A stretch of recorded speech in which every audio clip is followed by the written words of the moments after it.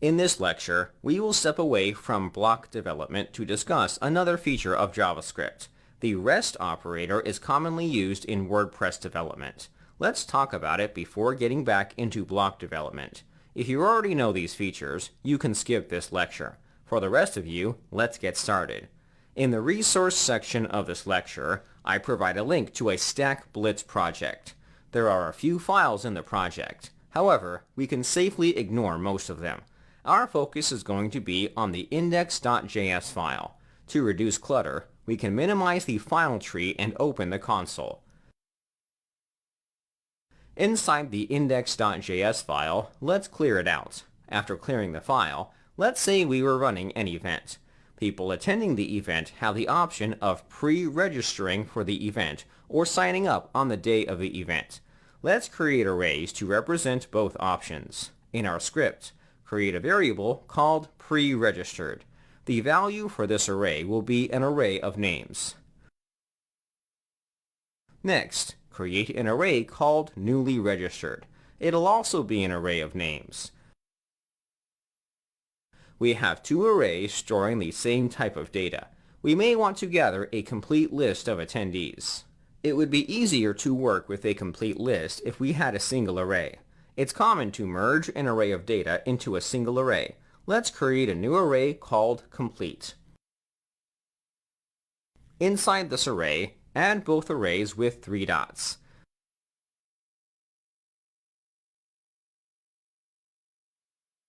The spread operator is written with 3 dots. It'll tell JavaScript to merge the array after the operator into the current array, which is the complete array.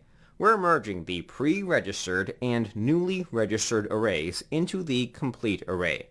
Let's log the array to view its content. Inside the console, the array will contain items from the other arrays. It's exactly what we were looking for.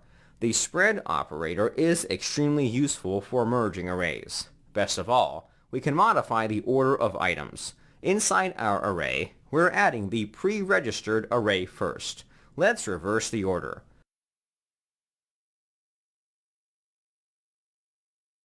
After doing so, the items have been reversed. JavaScript can order items based on a first-come, first-served basis.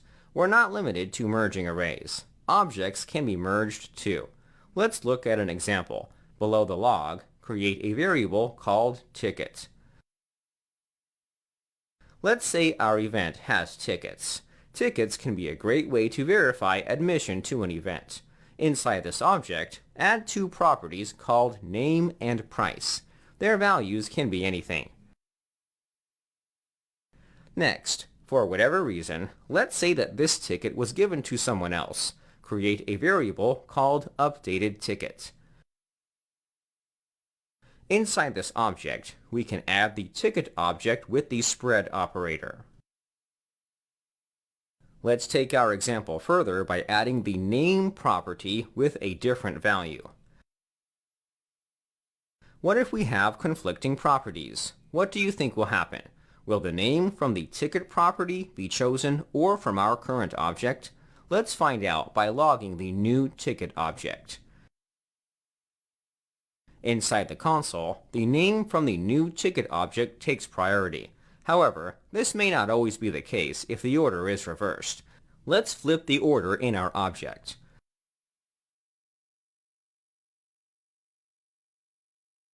This time, the name from the ticket object has priority. This can be a gotcha. The number of priorities does matter. JavaScript will prioritize the latest addition of a duplicate property as the current value. For this reason, developers prefer to merge an object at the top. New properties are added later. In a nutshell, this is how the spread operator works.